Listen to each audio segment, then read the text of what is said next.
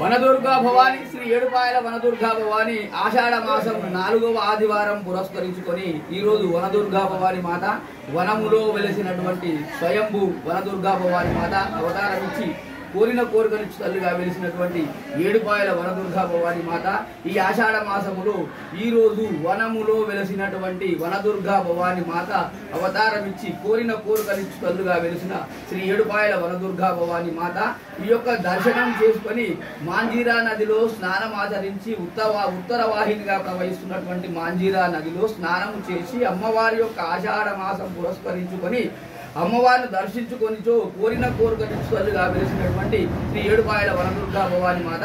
ఆషాఢ మాసములో అతి వైభవంగా 4వ ఆదివారం వనదుర్గమ్మ వనములో వెలిసినటువంటి వనదుర్గమ్మ అవతారం ఇచ్చినటువంటి వనదుర్గమ్మ ఏడుపాయల వనదుర్గా భవాని మాత ఈ యొక్క అమ్మవారిని ప్రాతకాలం నందే అమ్మవారికి అభిషేకము అలంకరణ నిత్య నివేదన మంత్రపుష్పంతో